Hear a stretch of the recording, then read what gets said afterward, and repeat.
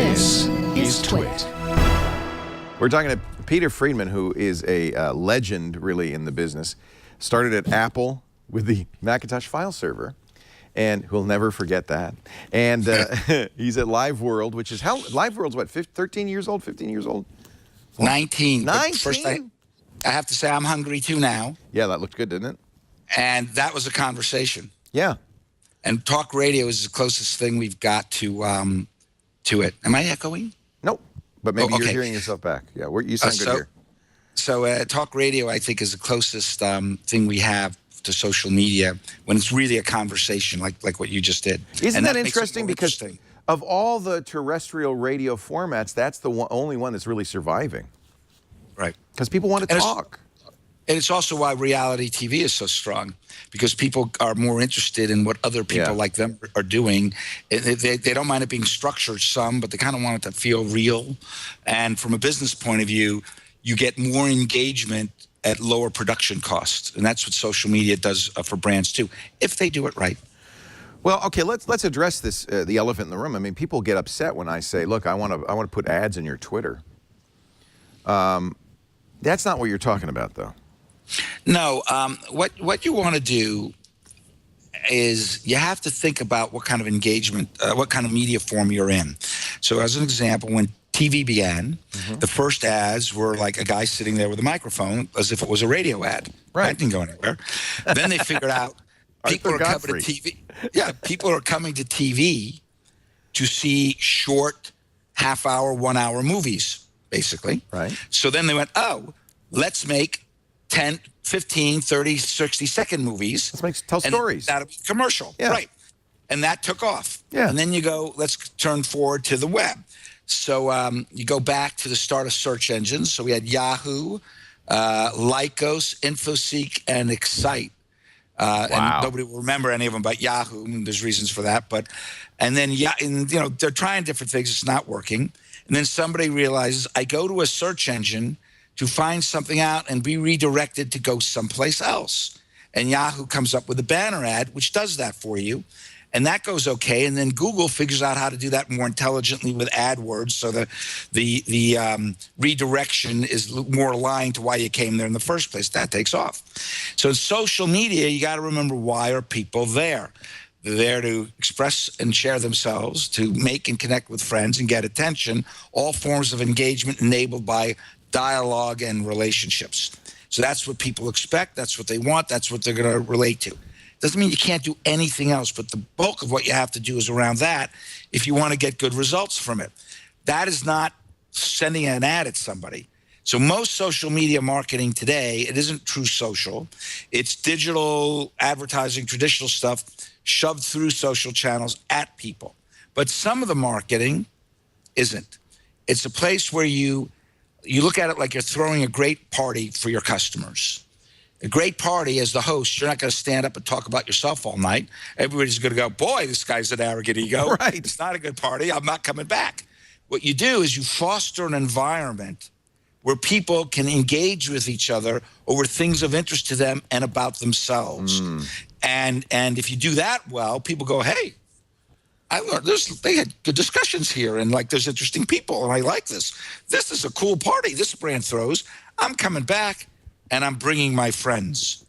And by association, people assume their on-page experience like this is what their in-store or with product experience will be with you. So if you give them a good party, they're going to buy your stuff because they think that's what you're like and that you understand them. And besides, you threw me a good party, I'll buy your stuff. Right. And Apple was brilliant at this.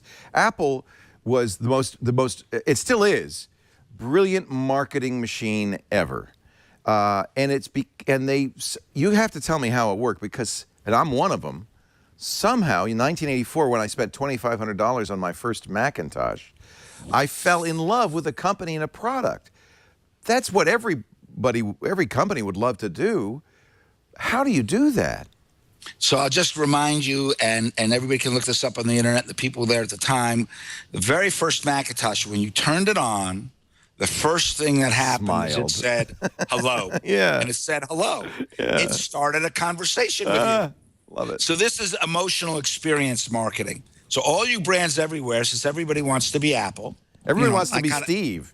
Yeah, and I kind of know that story. Yeah. And I'm wearing black. I could have worn a turtleneck. Just do a little thing with your chin like this, and you could be. That's right. That's right. Did somebody teach him that? You get the feeling somebody said, Steve, try this. Hold your chin. As if. Yeah, he did that. He did that. He had certain habits. He did that all the way back. It was real. Interesting. That, yeah. And he would do this quite a bit. Oh, yeah. Yeah. Hello. There we go. Hello. So the first experience with the Macintosh is it starts a conversation with you. Yeah. That predates Siri. So it's emotional marketing, it's experience marketing with the experience you have. And if you look at studies, 80% of brands or something like that, Gartner or whoever said this, say the experience the customer is going to have with them is their next battlefield, but only like 20% have a strategy for it. Right. So if you're in business, you have the opportunity to leave everybody else behind or get left behind, depending on whether or not you get on this curve of experience marketing. And again, 70, 80% of consumers say they will make their purchase decisions more on how the company treats them. Yes. Than the product itself or the store itself. Yes. Well, they blend. So you have to think about that. And, in Apple marketing, very rarely do you get a spec.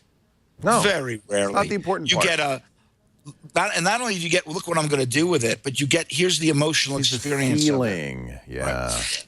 And if you go into an Apple store, and no matter where you see Apple, it's very iconic, right? But, if you want the best experience, you go to the store because that's the three-dimensional thing. Right. And there's the geniuses. The geniuses in the Apple store are like our community managers or, featured users in an online community or social media. When you go in there, you like that, but you kind of look around and you go, ooh, look at all these other people. Like, they're cool. I must be cool. Look what they're doing. It's a people-to-people experience. Yeah. So this is what you want to do in social media. You want to make a good party, that you foster an environment where people can engage with each other and the brand, and you demonstrate you understand them, and then you sprinkle product messages in. So most brands, even today, after all this social media, which is still kind of nascent, they work with 60 years of broadcast mentality, and they want to get up and talk about themselves. They're going to spend money, and now Facebook wants you to, get at everybody through ads. So if you're going to spend money, I got to talk about my product. But Facebook's own data shows you the more you're engaging, the more people pay attention and actually click on stuff. So most brands tend towards wanting to talk about themselves, 60, 80, 100% of the time, 80 or 100%. But they should really only do that 20%. You get to do it, but only 20. A little bit. And then 40% of the time, you should be talking about like the subject matter, and 40% about the people. So if you were a barbecue company, 20% of the time you go, look at my Weber 99, look at the features. 40% of the time you go, do you like charcoal or gas? And 40% like, what'd you do on the 4th of July when you were barbecuing? Yeah. And this mix works.